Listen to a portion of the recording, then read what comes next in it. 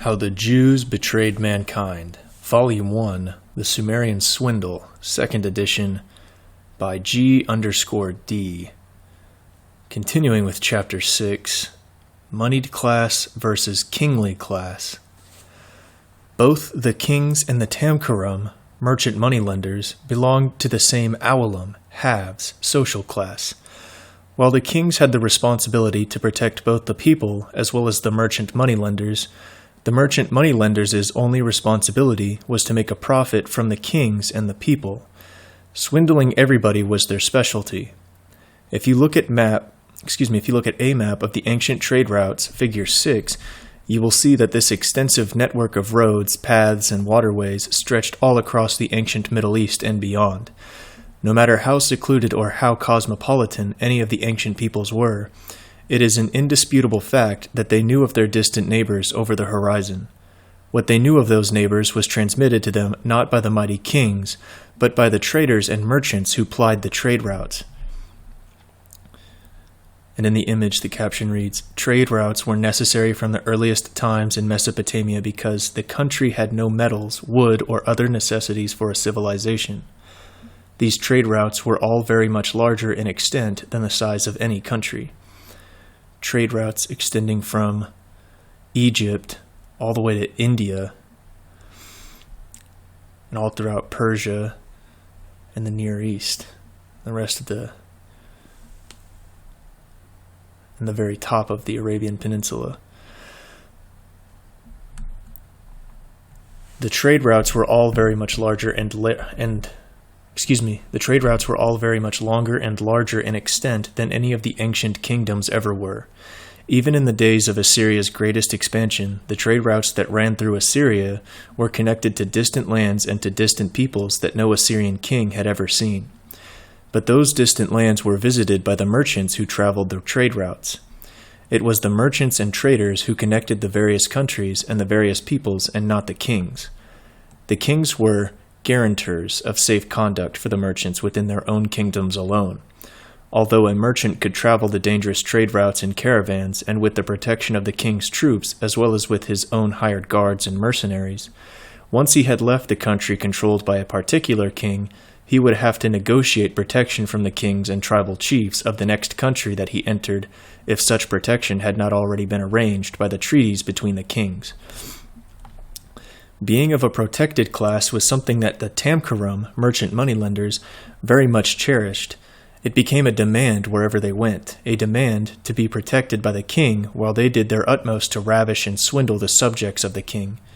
In their relations with dangerous territorial bandit chiefs, the merchants were protected by the threat that if they were harmed or their goods stolen, their fellow merchants would never again bring goods to those domains and trade would cease.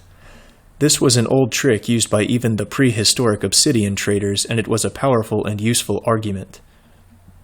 The traders and merchants became a protected class of con artists and carnival barkers who could move their swindles across state lines and national boundaries with the strut and swagger of great men, even though at heart they were all weasels. In those days, the slow and gentle pace of life was only enlivened during some religious feast or with a wedding party. Otherwise, the daily round of early rising, working in the fields, fishing, weaving, spinning, and tending the goats was as it had been for thousands of years without change.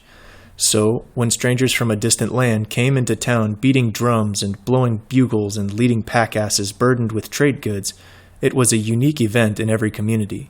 Farmers and shepherds from miles around would flock into town to ogle and trade.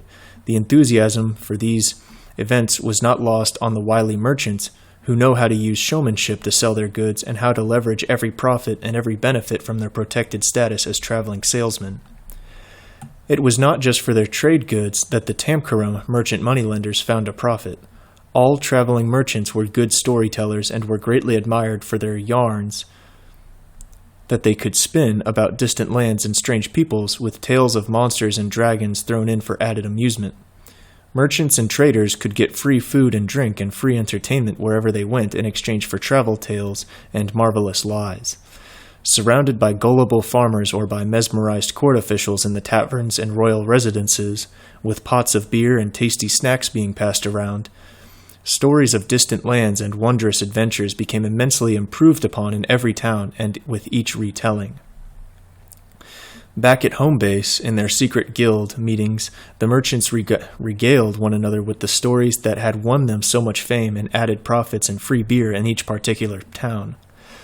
Sharing trade information and sales techniques with their guild brothers, along with the lies that had won them applause from gullible fools, brought profits to them all.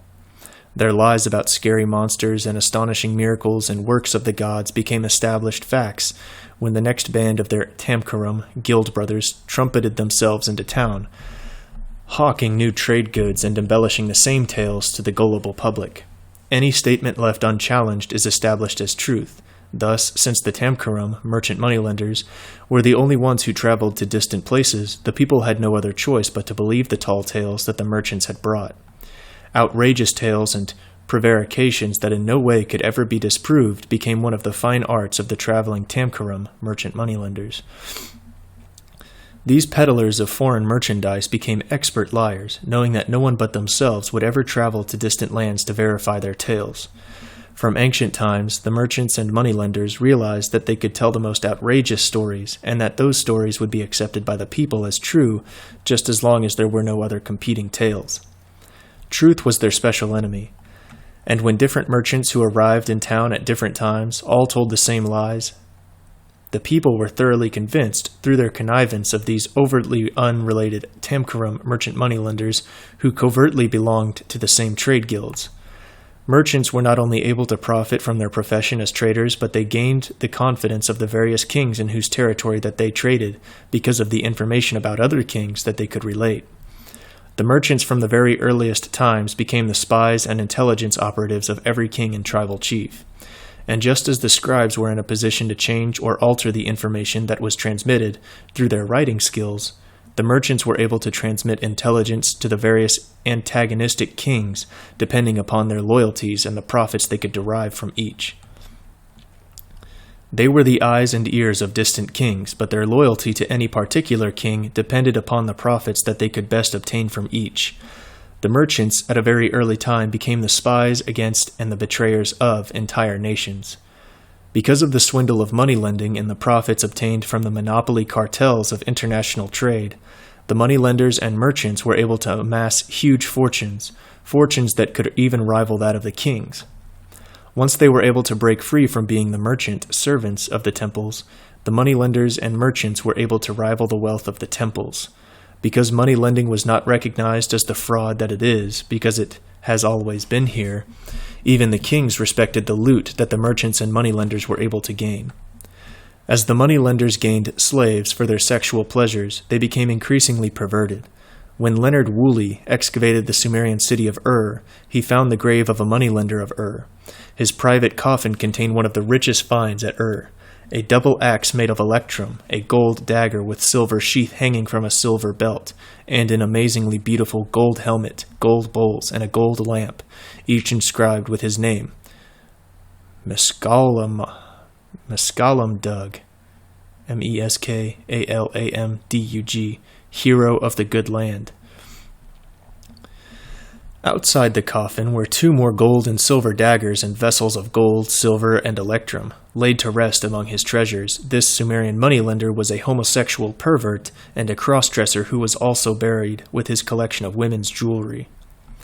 A recurring theme throughout history can be observed in those ancient days, and this same theme can be observed in modern days. As the moneylenders and merchants gained wealth and power in a society, perversions became increasingly commonplace, warfare increased, poverty increased, and civilizations collapsed. This was entirely because those who controlled the wealth and the property of these civilizations were depraved criminals and lust-filled perverts who brought ruin upon the people around them through their limitless greed. In Sumeria they were known as Tamkarum, merchant moneylenders, but none of them were Jews because there were no Jews in those ancient days. In modern times, these parasites are known as merchants, financiers, and bankers, and today, almost all of them are Jews. Next subchapter, 2900 to 2700 Early Dynastic Period of Akkad.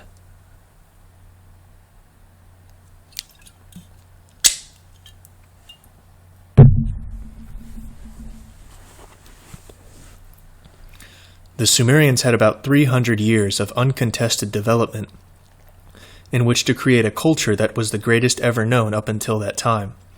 Their writing, their religion, their customs were copied by every country around them.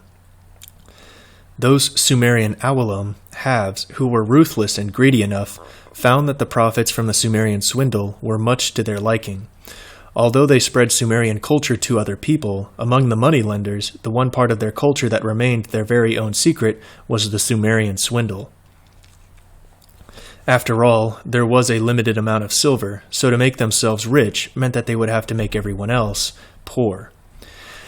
Soon after the Sumerians established their agricultural states in the southern part of Mesopotamia, Semites began moving in from Arabia in the west, Amaru, in small numbers. They spoke the West Semite dialect from the Amaru, the west, and so are known to us as the Amorites. Some of the earliest Sumerian inscriptions contain words derived from Semitic speech, which indicates that they were present at an early time, but their Amorite dialect disappeared as they became absorbed into Sumerian culture. Because only irrigated agriculture with its associated canals and ditches could produce crops in this arid region, no one could live among the Sumerians who did not also participate in the organized labor that such agriculture required. Following the long-established secret fraud number 11, dispossessing the people brings wealth to the dispossessor, yielding the greatest profit for the bankers when the people are impoverished. The Sumerian awalum, the haves, hired the Amorites as laborers and soldiers. This method of swindling their own people out of the land through moneylending and then hiring cheap foreign labor to work the foreclosed properties was very profitable. The Ubaidian moneylenders had used it to sell the land to the Sumerians, and now the Sumerian moneylenders used the same treason to sell Sumerian land to the Amorites. Secret fraud number 11 was profitable, but it inevitably proved to be a weakening influence for the whole country as the numbers of foreigners increased and as the racial characteristics of the Sumerian people became diluted with the Semitic strain. But there was no dilution of the gene pool in the north as large numbers of Semites settled into the underdeveloped and unpopulated regions of Babylon and Akkad. The methods of irrigated agriculture became available to any people who could secure land and work the soil. As the older fields in Sumeria had trouble with salt buildup, the Sumerians shifted to more barley production, since this grain can grow in saltier soil, while wheat production shifted to the north into Akkad, the land that would one day be known first as Acadia, and then as Assyria.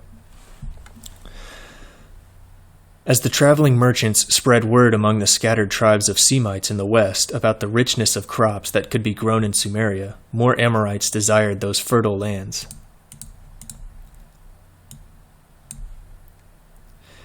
These Tamkaram merchant moneylenders instructed the Semitic chiefs where the lands were weakly defended and acting as agents for the Sumerian landlords, which lands were for sale to the highest bidder. Although the merchants were from the various cities in Sumeria, their allegiance was to their profits and not to their people. It was the silver in their purses, where their loyalties lay. Continuing with their system of betrayal and treason, the Tamkaram, merchant moneylenders, sold the foreclosed farms and villages that they had acquired through their usury swindles to the Semites from Syria.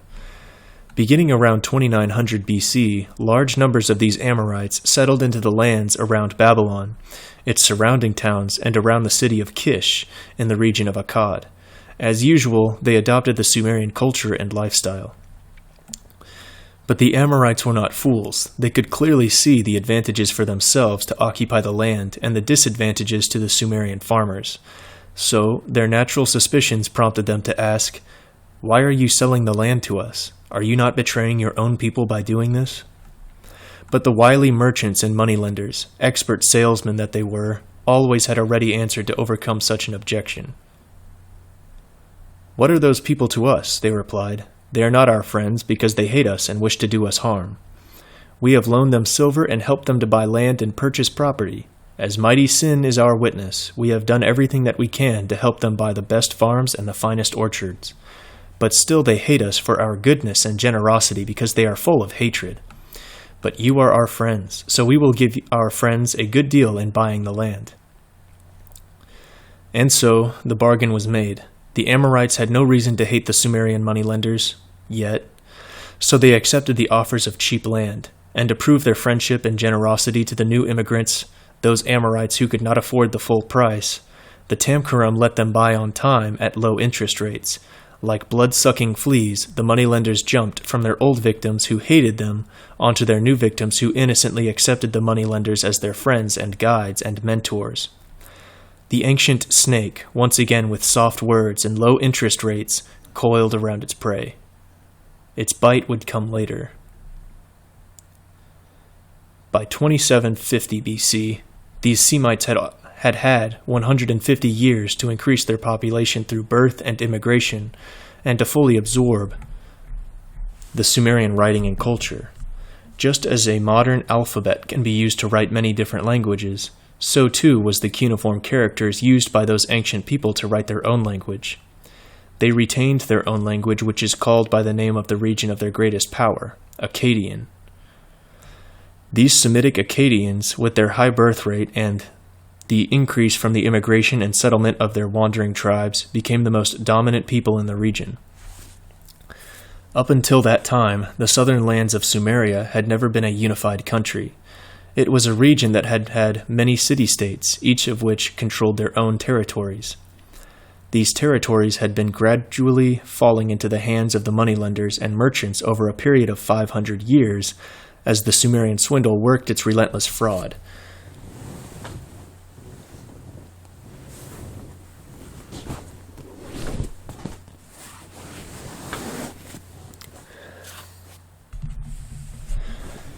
By 2500 BC, most of the land of Sumeria was privately owned, while the remainder was owned by the temples and the palace. These city-states were rather small, so small, in fact, that between many of these city-states, from the top of the ziggurat in each city, one could look across the plain to the distant ziggurat of the neighboring city-state. The early dynastic inscriptions of Sumeria are full of references to battles between these squabbling city-states. The Sumerians were a people who insisted upon their individual rights and were quick to haul an opponent before a judge in lawsuits concerning the very same issues that modern people also find to be worth the fight. Disputes over lands, boundaries, inheritance, rents, loans, marriage and divorce, and every conceivable argument, and what they argued over between individuals was also carried across city boundaries into the bordering city-state. An example of these squabbles was between the city-states of Lagash and Umma. The city of Lagash was set in the middle of a most fertile region, crisscrossed with small irrigation canals fed from two large canals connecting the Tigris and Euphrates rivers. In antiquity, these big canals ensured to Lagash not only bountiful crops but also a thriving river-borne trade, and in consequence considerable material prosperity. Such economic and social stability provided conditions in which a dynasty founded there by Ur-Nanshe, U-R-N-A-N-S-H-E, Ur-Nanshe, 2500 BC, was able to rule in unbroken succession for over a century. The city of Umma was the residence of the grain god, Shara, so its own agricultural dependence upon the canal system was obvious. Umma lay to the north of Lagash and was situated on the same two big canals. The direction of flow of the canals being from north to south, Umma was in a position to interfere with the water supply of Lagash, and this gave rise to conflicts between the two cities on a number of occasions.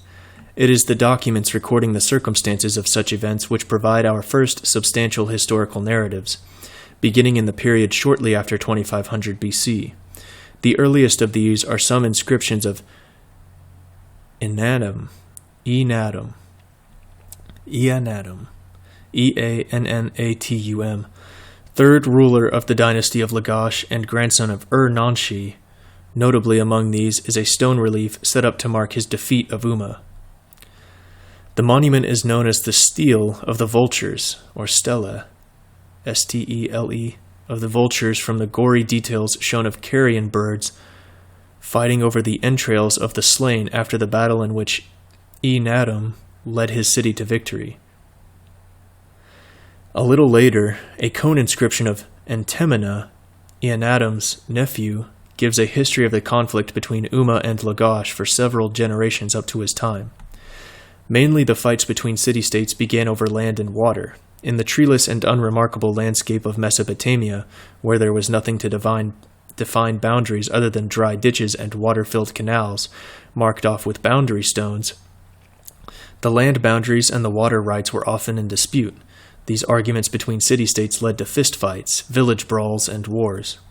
Wars led to the enthroning and the throwing down of kings. In prosperous Lagash, the Tamkuram, merchant moneylenders, had become the dominant property owners in the state after 500 years of the Sumerian swindle. Very few free men could claim to own their own lands. Most were required, under the alternative of starvation, to work the foreclosed properties owned by the moneylenders. Those who fell victim to the Sumerian swindle were reduced to servitude and slavery. Although the Sumerian swindle had always been here, the people accepted its legitimacy, although they didn't like its result. The dispossessed and enslaved people were numerous enough that their voices could be heard. In a dissatisfied and rebellious mood, the people demanded a change. Too many proud and free farmers had been reduced to slavery with their wives and children through the moneylenders' swindles. Too many daughters and sons had been turned into prostitutes in the moneylenders' whorehouses and as moneylenders' sex slaves. Too many old people had been thrown out of their houses to starve and be eaten by dogs and wild pigs. The rich were very rich, and the poor were not only very poor, but were also increasing in numbers. The poor prayed to their gods and beseeched the temple priests for aid. The priests offered what aid they could to the poor, but the problems caused by the Sumerian swindle required both religious and political remedies. The priests could not solve the problem alone, primarily because the temples also practiced the Sumerian swindle. The temples had been practicing the Sumerian swindle for so long that it was an unquestioned fact of life simply because it had always been here. Because everyone in Sumeria accepted the legitimacy of the Sumerian swindle, its methods were never criticized. Though they tried to help their people, the temples did business as usual because such methods for the past 1,000 years had always been here, and because the contracts between the moneylenders and their victims were written on the clay tablets and sworn before the gods to be agreeable to all parties. And so secret fraud number 5, the debtor is the slave of the lender, was a mechanism that brought both debt slaves and wealth into the temples of the gods, where the debt slaves were cared for. It was the debt slaves of the perverted and greedy Tamkuram, merchant moneylenders, who rallied against their cruel masters. At that time, some of the temple lands were rented on a sharecropper basis. A rent equivalent to 1/3 of the crop was paid, 1/6 of it in silver, and the rest in kind. With this temple-mandated price, even here, where the poor sharecropper had to pay 1/3 of his crops to the landlord, the secret fraud number 4, of using silver as a part of the payment prolonged the man's years of labor required of the sharecropper. The crops alone would give the landlord a profit, but when 1/6 of that payment had to be made in the silver, the sharecropper was put in danger of being victimized with the Sumerian swindle. Under secret fraud number 4, loans of silver repaid with goods and not with silver forfeit the collateral. If money was tight, that is, if silver was in short supply, even if he could pay all of the rent and crops, he would still become enslaved to the moneylenders and landlords if he could not obtain enough silver from other sources. Great wealth and great abuses of the power that wealth can buy became commonplace in Lagash. In this city-state of Lagash, the dissatisfaction of the poor was championed by a pious leader named Urukagina. Urukagina. Urukagina. 2351 to 2342 BC, who became king with the backing of the temple and the approval of the people. Under his pious leadership, the ancient and natural class system of priest, king, merchant, worker was re-established among the people of Sumeria, who had been reduced to poverty and slavery by 1,000 years of money lending. No king could become a king in Sumeria without the approval of the gods.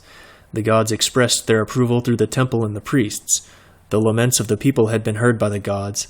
The gods gave their approval to the priests, and the priests passed along this approval to Urukagina, who took the hand of the god in the temple and became king and champion of the people. Urukagina understood the divine way of life, whereby man was created as the servant of the gods and not the servant of the moneylenders. He could see with his own eyes the evil effects that the moneylenders had on society. He questioned the dictum that just because usury and debt slavery had always been here, longer than anybody could remember, that it should continue to be here, and he listened with compassion to the cries and suffering of the people. Although Urukagina was the world's first social reformer, everything that can be discovered about his changes in society are found in the cuneiform inscriptions that he left. He decreed that, since time immemorial, evil men had been undermining the original, divinely decreed way of life. He wrote that all of the leaders of society, priests, administrators, powerful men, and even the NC, governor, and their extended families, were not serving the people as the just and good servants of God, but were acting solely for their own benefit. As a true servant of God, Urukagina swore to Ningirsu, Ningirsu, the god of rain and irrigation, and the patron god of Lagash, to bring justice to the land. Like every good leader, even up to the present day, he could see the effects of the Sumerian swindle, but did not identify the cause itself. He identified the blatant abuses of power, but he did not recognize the secret workings of the Sumerian swindle that was the driving force behind much of the abuse. He noted such abuses of power as the seizure of property and the enslaving of debtors by temple officials and moneylenders, all working in collusion with corrupt judges. He saw that the greed for gain had blinded many people from their duties to God. In his inscriptions from 2350 BC, he stated, "Since time immemorial, since the seed grain first sprouted forth, the head boatman had the boats in charge for his own benefit. The head shepherd had the asses in charge for his own benefit. The head shepherd had the sheep in charge for his own benefit. The head fisherman had the fishing places in charge for his own benefit. The incantation priest measured out the barley rent to his own advantage. The temple oxen of the gods plowed the gardens of the governor. The gardens and the cucumber fields of the governor were in the best fields of the gods. The asses and oxen of the priests were taken away by the governor. No barley rations of the priests were administered by the men of the governor. In the garden of a muscanum, a priest could cut a tree or carry away its fruit. When a dead man was placed in the tomb, it was necessary to deliver in his name 7 jars of beer and 420 loaves of bread. The priest received 1/2 gur, about 14 gallons, of barley, 1 garment, 1 turban, and 1 bed. The priest's assistant received 1/4 gur of barley. The working man was forced to beg for his bread. The youth was forced to work in the temple factories for free. The houses of the governor, the fields of the governor, the houses of the governor's wife, the fields of the governor's wife, the houses of the governor's children, the fields of the governor's children, all were joined together side by side. Everywhere from border to border there were the priest judges. Such were the practices of former days. What Urukagina was observing was the blatant destruction of society by individuals through their selfish monopoly over resources. By 2350 BC, the greed of the muscanum, merchant moneylenders, had thoroughly corrupted Sumerian society. The Sumerian swindle had reduced the workers to begging for their rations, while the workmen's children had been forced to work in the factories for free to pay off the debts of their fathers. And above this starvation and poverty stood the awalum, the haves, taking more than they needed and giving less than they should, while growing fat from the labor and wealth of the poor. To right these wrongs, Urukagina removed corrupt officials. Quote, "He removed the head boatman in charge of the boats. He removed the head shepherd in charge of the asses and sheep. He removed the head fisherman from the fishing places. He removed the head of the storehouse from his responsibility of measuring out the barley ration to the incantation priests. He removed the palace official in charge of collecting the tax from the priests. The houses of the governor and the fields of the governor were restored to the god Ningirsu. The houses of the governor's wife and the fields of the governor's wife were restored to the goddess Bau, B-A-U. The houses of the governor's children and the fields of the governor's children were restored to the god Shulshagana, Shulshaggana. Everywhere from border to border, no one spoke further of priest judges. When a dead man was placed in the tomb, only 3 jars of beer and 80 loaves of bread were delivered in his name. The priest received 1 bed and 1 turban. The priest's assistant received 1/8 gur of barley. The youth was not required to work in the temple factories for free. The working man was not forced to beg for his bread. The priest no longer invaded the garden of a humble person. These priest-judges were a type of con artist who claimed to speak for the gods and to pass judgment upon the people based solely upon their alleged holiness and special communications with the gods. They would witness sins and transgressions against the gods, and their particular scam was to tell their God-fearing victims that the sins could only be extinguished through special sacrifices and prayers that the priest-judge would make on their behalf. Of course, the priest-judge treated himself to the sacrificed foods and enriched himself with the sacrificed goods. Urukagina did away with their frauds, but as you shall see in Volume 2, The Monsters of Babylon, the priest-judges became a favorite monopoly and swindle of the Jewish rabbis.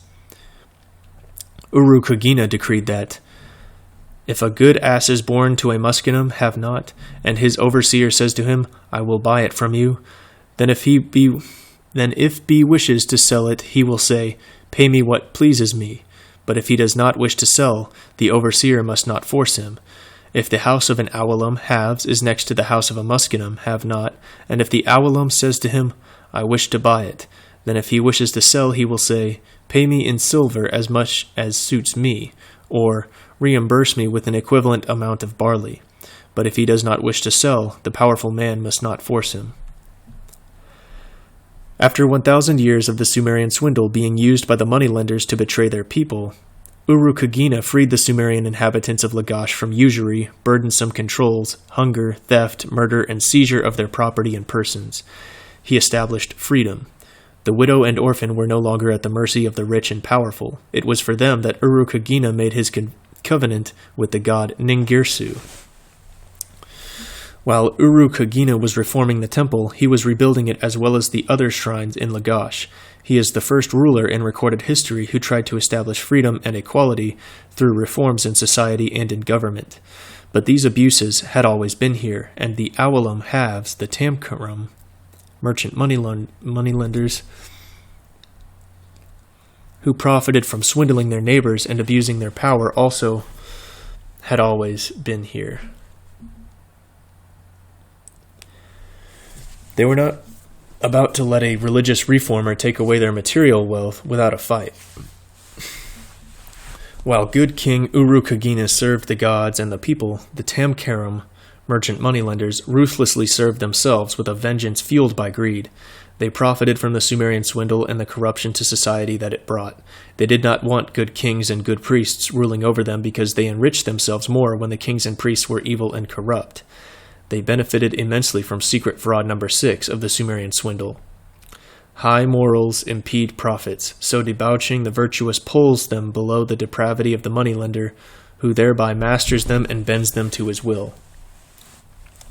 Thus, blackmail works when bribes cannot, but the moneylenders could not corrupt the virtuous king Urukagina, a man of God. He had the holy priests and the people on his side, so the Tamkaram, merchant moneylenders, could not oppose him openly for fear of the people. In the city-state of Lagash, the temple was the only owner of large properties other than the moneylenders and merchants.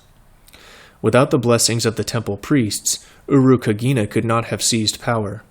Obviously, within the priesthood, there most certainly were holy men who objected to the abuses practiced by their fellow priests. That in his piety and gratitude, Urukagina would bestow gifts and wealth upon the temples probably had something to do with such a temple-backed rebellion, because considerations of finance played a big role in all of the temples of the ancient Near East. These temples were great industrial, commercial, agricultural, and cattle-raising establishments, in addition to being the center of religious worship for all of Sumeria. Cynics may say that considerations of what the god wanted were directly tied to considerations of what was most profitable for the temple, but in fact, the temples were also repositories of wisdom and mercy. The priests could see the great hardships that were being forced upon the people by the ever-increasing wealth and the ever-increasing of the Tamkaram, merchant moneylenders, and they could see that such abuses were not the straight path in the eyes of God. The chief god of Lagash was Ningirsu, both a grain god and a god of war. This god was needed for such a city. For centuries, the city-state of Lagash had battled with the Elamites to the southeast and the tribes from the mountains to the east. They had to enforce their boundaries with the Semitic cities, with the Semite cities to the north in Akkad. The spirit of Lagash can be seen in its coat of arms, a lion-headed eagle with wings outspread, grasping a lion in each talon. But regardless of its fierce nature, the fiercest people in Lagash were the moneylenders who had been ruthlessly enslaving and disenfranchising their own people since the Sumerians had first learned the Sumerian swindle nearly 1,000 years previously. Urukagina was also the first reformer in world history to learn to his woe the wrath of the moneylenders. As a pious devotee of the gods, his power came from the temple. He was a reformer more than he was a military general. His devotion was to his God and to his people. He followed the mandate of heaven in righting wrongs and protecting the weak. Those people who did not have land, he took the land of the moneylenders and returned it to the poor and the disenfranchised. Those people who had been sold into bondage by the moneylenders, he freed them and returned children to their parents and wives to their husbands. He took away from the moneylenders their debt slaves and much of the property that they had swindled. And he confiscated much of the lands that they had stolen. He returned all of this to the people, and he did all of this with the blessings of the priests and the gods of Lagash. In Mesopotamia, every city had its own god. The god of Lagash was not the god of the other cities because the people of the entire ancient Near East believed that the gods had their own territories and resided in their own personal cities. Passing through all of these cities throughout the Near East and across the Mediterranean and Persian seas, throughout the deserts of Arabia, across the wastelands of the far north and the Iranian plateau to the east, were the far north and the Iranian plateau to the east were the far-flung trade routes of the moneylenders and merchants. The boundaries of the city-states had limits, but the boundaries of the moneylenders and merchants were bigger than all of the city-states combined. The city-states were local and national in scope. The horizon of the moneylenders and merchants was international and stretched far beyond the borders of any state. The states were wealthier and more powerful than the moneylenders, but the city-states were like a powerful insect in the web of a spider. Just as the insect is subdued little by little with entangling threads of silk, so too were the city-states subdued as they depended upon the trade routes for their wealth and power. These routes were controlled by the merchants and moneylenders. So when Urukagina confiscated the property of the Tamkaram merchant moneylenders and gave it back to the people, he unleashed upon himself an unforeseen wrath by a secretive, cunning, and cruel gang of swindlers. The secretive guild of the Tamkaram merchant moneylenders could either be good citizens and kindly neighbors to their people and acquiesce to the confiscation and loss of their wealth, or they could resist. By this time, after nearly 1,000 years of wealth gained by subterfuge and deceit and ruthlessness, the moneylenders were not about to be good citizens or good neighbors. The Tamkaram merchant moneylenders had never been honest and they had never been good. They had always been greedy, acquisitive, avaricious, ruthless, cruel, secretive, and murderous. Every occupation in Sumeria had its own professional guilds for social clubs that were open only to members of each particular craft. It is natural for people to congregate around similar interests. A modern-day knitting club or coin club or Model T Ford club is an identical idea to the clubs and guilds that have been a part of mankind since prehistoric times. Within the club, members can share information and material resources, talk about areas of mutual interest, and share techniques that benefit the group. Such guilds allowed them to sell more efficiently their particular products to outsiders at a profit.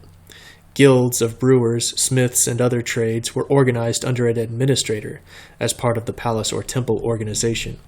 These guilds were not only very ancient social frameworks, but many of them were very secretive in nature, just as they are today.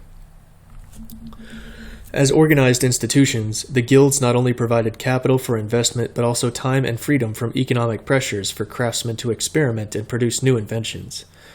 Though crafts were usually taught orally, cuneiform tablets have been found such as the farmer's instructions, as well as instruction manuals on horse training, glassmaking, cooking, and beer brewing. The technical terminology of the craftsmen were recorded on these tablets, along with the caution to let the initiate show the initiate. The non-initiate shall not see it. It belongs to the tabooed things of the great gods. Secrecy was an important part of such craftsmen's guilds, as glassmaking and leather tanning were secret recipes and methods gave these guild members an economic advantage over other guilds and other cities and other private individuals. Secrecy was even greater importance among the guilds of Tamkaram, merchant moneylenders, where the methods of the Sumerian swindle and the cunning skills of the merchant gave an economic advantage over both citizens and kings. Merchants had their own guilds of both a general nature as well as specialty guilds for merchants who dealt in particular goods, such as copper merchants, spice merchants, wool merchants, grain merchants, boatmen, brick dealers, etc. Trades were passed from father to son so that family connections tended to concentrate members of the same craft into one part of a city. But the professional moneylenders did not have to congregate in any one particular place, other than where money was to be found, which was everywhere. Unlike brickmakers or bakers or boatmen who were tied to places where the convenience of transportation and logistics worked in favor of all, the moneylenders could congregate wherever they chose, so they could call their meetings secretly anywhere and locate their guild halls in unobtrusive locations. Of all the guilds in ancient times, up to and including the present day, the most secretive and most difficult to enter was the guild of the moneylenders. In the first place, the basic commodity that they dealt with was silver and gold, which were both very valuable as trade goods, as well as easily concealed and quickly stolen if not guarded. The mud brick houses and shops of Mesopotamia could be burgled merely by a man digging through the dirt walls with a pick and shovel, so secrecy and the hiding of valuables was very much a part of the moneylenders' methods. From the earliest times, they strove to attain secret fraud number 7 of the Sumerian swindle, which is, monopoly gives wealth and power, but monopoly of money gives the greatest wealth and power. The moneylenders had learned that if they were to make the biggest profits, then their trade had to be a monopoly. It would not be a lucrative business if one moneylender loaned at interest rates of 50%, while another loaned at rates of 10%. Of course, both interest rates would produce a profit. But money lending is not the kind of business where competition increased quality of the product and thereby reduced prices to the consumer. Competition between moneylenders tended to chase all of the borrowers to the lowest loan rates. And in a competition for customers, lowering rates could only lead them all into loaning money for zero interest and thereby returning society to its natural order. So they formed guilds, and from these guilds they created cartels for the control of interest rates throughout Mesopotamia. There were moneylender guilds in every city in Mesopotamia, all interconnected as guild brethren, who maintained the same interest rates from city to city. They could compete with one another for customers, but they did not profit by competing with one another for their lowest interest rates. The lowest interest rates. Though the Tamkaram, merchant moneylenders, were all citizens of different city-states, they were also secretly in collusion with one another as guild brethren. The moneylender guilds were established in every city in the ancient Near East. They were secret societies not only because of the swindles that they conspired, but also because of the danger of bandits and thieves and the tax collectors of the king. Outsiders were just that, outsiders. Whether new members were accepted straight away or with a variety of rituals and monetary donations was determined by the particular city's guild. Their personal bodyguards served the additional tasks of aggressive loan collectors and strong-armed goons who could be used for seizing goods and lands and shackling debt slaves as forfeited collateral. The moneylenders did not have to dirty their hands. They could hire plenty of gangsters to coerce the debtors from among both the Awalam haves and the Muskanum have-nots. Every trade guild had its own patron deity. The brickmaker's god was Kula, or Kulla, Kulla. The love goddess Inanna, later named Ishtar, was the patron deity of brothels and beer taverns. The patron deity of the moneylenders was the moon god Sin. This was not a bright god like Shamash, the sun god, who was limited to only half the day. The moon god lived in both the day and the night sky, and was mysterious and full of secrets. His day began in the evening, and he reigned throughout the night, a time when debt slaves were captured and properties confiscated. The moon god was the god of birth, the city of in Sumeria, and the city of Haran in Akkad. Both of these were major guild cities of the moneylenders and important crossroad cities for the merchants. Both and Haran were the central terminals of the major trade routes. So, They also had located at each the major temples for Sin, the moon god, the god of the Tamkaram, merchant moneylenders. Once Urukagina began his social and ethical reforms and returned the swindled properties to the people and reunited the enslaved families, the Tamkaram, merchant moneylenders, called upon all of the might of their moon god Sin to avenge their losses. They met in secret places with their guild brothers to plan strategy. The moneylenders of Lagash realized that their guild brethren from cities far outside of the territories of Lagash would see a similar fate occurring to their own wealth if the confiscations by Urukagina were not reversed. They all made their profits by swindling the poor and the ignorant, and they did not want Urukagina's reforms to become popular with the poor and the ignorant in other city-states too. None of them made their money from one city-state alone. All of them were intertwined in business and marriage ties all along the trade routes. They understood that by uniting in interstate business guilds, they had a greater influence over kings than did any individual guild within a city-state. True, the kings and the priests and the people had greater power than the moneylenders and merchants, but the Tamkaram, merchant moneylenders, began to understand that although they only had wealth at their command, that this wealth could buy influence over kings and priests, and these kings and priests directly controlled both the people and the state. Wars could be fomented with the money used to corrupt kings and debauch the priesthood. Secret fraud number 6 again came into play. High morals impede profits, so debauching the virtuous pulls them below the depravity of the moneylender, who thereby masters them and bends them to his will. What's more, this power of money was international and reached far beyond the borders of any one state. So again, the Tamkaram, merchant moneylenders, were finding that their control of wealth gave them control of both kings and people. It was from this time, in 2350 BC, that secret fraud number 12 of the Sumerian Swindle was developed. All private individuals who control the public's money supply are swindling traitors to both people and country. But treason was not a character flaw new to the Tamkaram, because for them treason was not a flaw, rather it was a business technique. In secret fraud number 12, the moneylenders and merchants knew how to betray the people and steal their property. They knew how to make the people work in the fields and give the moneylenders the fruit of their labor. They knew how to make the daughters and sons of the citizens into slaves to serve them both menially as servants and sexually as whores. And it was all accomplished with the simple principle of lending out 2 pieces of money and then asking the impossible, that 3 pieces of money be returned. It was in ancient Mesopotamia that all of our modern bankers and financiers got their start in betraying the people of the world and destroying mankind. To begin the conspiracy to regain their confiscated wealth, the Tamkaram, merchant moneylenders, did what most traders of every country do. They approached the worst enemy of Lagash. His name was Lugal-Zagesi. Lugal-Zagesi. Lugalzagesi, the governor of the city of Umma. Umma was only 29 kilometers from Lagash. Over the centuries, the two cities had fought many times over land and water rights. Umma was a natural choice in allies for the merchant moneylenders because of the ancient animosity between the two cities. Nisaba, Nisaba, the goddess of scribes and grain, had her main temple at Umma. The scribes were aligned with the Tamkaram, merchant moneylenders, because they offered the scribal guilds the most employment and the richest rewards. The grain merchants of Umma were also aligned with the Tamkaram, merchant moneylenders of Lagash, because they profited so much in mutual business. None of the Awalim, halves of Umma, wanted to see a general return of confiscated property to the rightful owners as it had happened in Lagash. All of them wanted to make sure that the reforming ideas of Urukagina did not spread to their own dispossessed Muskanum, have-nots, and debt slaves. So the Tamkaram, merchant moneylenders from Lagash, had plenty of sympathetic allies among the trade guilds of Umma and its surrounding towns.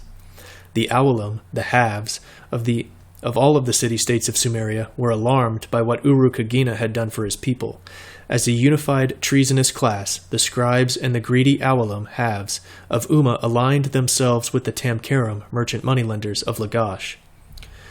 Citing past military defeats and religious differences to Lugal-Zagesi, the governor of Umma, and warning him that the reforming ideas of Urukagina would spread to his own people if something wasn't done to stop it, the moneylenders offered their financial backing if a war against Lagash could be waged. All they asked for was that their loans be repaid at interest from the spoils, and that their confiscated properties in Lagash be returned to them. The ambitious Lugal Zagesi. This is just crazy. Lugal Zagesi of Umma agreed, with the war chest provided. He was able to pay and equip a large army and to defeat Lagash in 2375 BC. While Lugal Zagesi harangued the people with histories of how Lagash had defeated them in the past battles, the priests of Nisaba stirred up the people with lies and prevarications of how Urukagina had broken the ancient laws of land ownership, how he had stolen the temple property from the priests, how he had stolen the slaves away from their owners, how he had insulted Nisaba, the god of scribes, by smashing the legal contracts of the moneylenders and landlords. Even though Urukagina had freed the people from debt, the illiterate and ignorant people of Umma were convinced that their leaders were telling them the truth, because that was how it had always been. The leaders decreed, and the people obeyed, because in kind-hearted trust, the people believed that their leaders were telling the truth. The educated and the wealthy were leaders of the illiterate and the poor. The educated and the wealthy sought their happiness in wealth rather than righteousness before God, so they betrayed the illiterate and poor.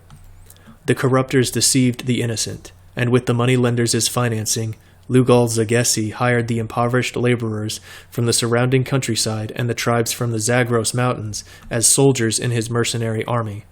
The rich hired the poor to fight for them in exchange for grain and loot. Grain was cheap pay that the poor would eat and then have nothing. The loot was also cheap pay since it had cost the Tamkaram, merchant moneylenders, nothing, and they would eventually swindle it away from the poor along with their freedoms. In Lagash, the reformer Urukagina was a king of the people, not a conquering king intent upon empire. In this, the wily moneylenders had read his character well. He was interested in freeing his people from oppression and slavery, but he was not prepared to fight a war with anyone. As a religious man, he did not have the ruthless heart to slaughter the people of Umma, who were just as disenfranchised as his own people in Lagash had been. He had spent his time as king in rebuilding and refurbishing the temples and reestablishing a religious way of life for his people, where God was the first consideration, and the welfare of his people was the first duty of the king, just like in the olden days 1,000 years before. To work so hard to free his people from the slavery of the moneylenders, and then to see an army of equally enslaved peasants, led by the same moneylenders, beating at his gates, was too much for him. He did not have the heart for battle and offered little resistance. After only 8 years of Urukagina's rule, the army of Umma, led by its governor, Lugal Zagesi, attacked Lagash, burnt the shrines, and carried off the divine image of Ningirsu. Lugal Zagesi burned, plundered, and destroyed practically all of the holy places of Lagash. The temples that Urukagina had rebuilt and furnished with gold and silver, Lugal Zagesi seized and destroyed. It was a rare thing for Sumerians to attack the temples, even of their enemies. But these holy temples and their priests had backed Urukagina and had been behind the uprising against the wealth and criminality of the Tamkaram, merchant moneylenders. And so the temples were destroyed and looted so that Lugal Zagesi could avenge the moneylenders and repay his war loans from the plunder stripped from them. Thus, the moneylenders were avenged and their losses were returned to them, plus interest, from looting of Lagash. It does say loses there. With this looted wealth and the enthusiasm of an army of impoverished peasants and fierce tribal mercenaries who were eager for even more loot, Lugal Zagesi went on to conquer the Semite city of Kish in the north, where he killed Zababa, the king of Kish. This void left in the leadership of Kish was to prove to be Lugal Zagesi's undoing. But defeating Kish was an important strategy to protect his back for his future campaigns and to keep the king of Kish from taking over the lands that were no longer being defended by a defeated Lagash. Then he turned south and conquered the rest of Sumeria, unifying it under his kingship and making himself the king of all Sumeria with his capital city at Uruk. Uruk, biblical Erech, was the city where the sky god Anu had dwelt, the god of heaven, lord of constellations, king of the gods, he who dwelt in the highest heavenly regions. Later, this position was absorbed by Enlil, the main god of Uruk. It was believed that Enlil had the power to judge those who had committed crimes, and that he had created the stars as soldiers to destroy the wicked. The goddess Inanna, Venus or Ishtar, also had her temple in Uruk, where the slave girls had been seized by the moneylenders, were sold in the brothels, or dedicated as the temple prostitutes of Inanna. And so Lugal-Zaggesi felt that such a city, filled with debt slaves and whores, befitted such a great king as himself. With Kish out of the way, and the cities of Sumeria under his rule, he claimed that all foreign lands were subservient to him, from the lower sea along the Tigris and Euphrates rivers to the upper sea. That is, Lugal-Zaggesi claimed that he had unified Sumeria and controlled the trade routes from the Mediterranean to the Persian Gulf. But these trade routes, which he claimed to control, were the very routes that extended far beyond his territory and beyond his power.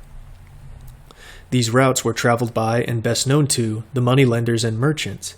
He could claim to be the king of a large empire, but his claims were based upon his control of Sumeria, while the trade routes that served Sumeria were serviced by a power that he did not possess and did not understand, the very power that had financed his war against the good king Uruk-agina. With Uruk-agina's reforms smashed, the Tamkerum, merchant moneylenders, were free to enlarge the limits of their secret and subterranean power. For the first time, these secretive guilds could see the great possibilities and profits that could be realized by manipulating the kings and ministers while disguising themselves as advisors, financial counselors, and subservient moneylenders to kings. By working with secret guile, they could create positive, and profitable changes in their mutual fate. Before the overthrow of Lagash, the Tamkerum, merchant moneylenders, had busied themselves with business. The buying and selling and slave trading and moneylending had proven very profitable to them.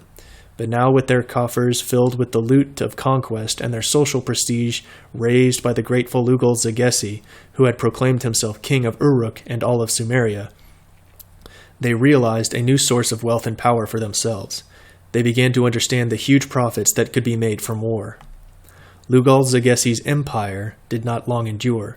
The huge profits realized by the moneylenders of Sumeria did not go unnoticed by the moneylender guilds of the north. The northern trade routes controlled by Sumeria were not tightly held, and those that ran through Sumeria were worked by the moneylender guilds and the merchants within Sumeria. Lugal-Zaggesi's so-called empire was, from the very beginning, sapped and undermined by the treasonous class. After two decades of successful rule over all of Sumeria, Lugal-Zaggesi was defeated in battle and brought in a neck stock to the Ekur gate of Nippur, to be reviled by all who passed by. He was reviled not because he was a loser in battle, but because he had robbed and desecrated the temples of Lagash. So, as a public humiliation, he was dragged like a dog and tied to the gates of Nippur, the holiest city in Sumeria. His conqueror was Sargon of Kish.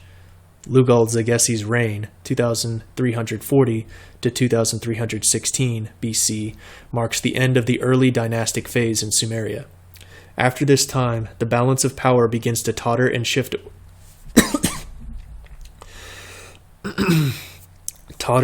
away from the Sumerians and toward the Semites of the north, whose capital city was Kish and whose moneylenders were a more ruthless variety. These moneylenders had no fraternal sentiments toward their fellow moneylenders in Sumeria because where profits are at stake, blood is thicker than water. The Semitic moneylenders of Kish were not Sumerians. Although they had their own moneylender guilds, which were allied with all of the other moneylender guilds in Sumeria and with the rest of the ancient Near East, they had not shared in the looting of Lagash. They had lost much in Lugal-Zaggesi's looting of Kish, from where their silver and valuables had been carried off to Sumeria. It was among the Semites of Kish that secret fraud number 9 of the Sumerian swindle was perfected. That is, only the most ruthless and greedy moneylenders survive. Only the most corrupt bankers triumph. Only the most ruthless and greedy moneylenders survive because, as time goes by, and the relentlessly increasing sums of the Sumerian swindle multiply, the most ruthless banker must destroy the weaker and feast upon the remains. And that concludes this recording.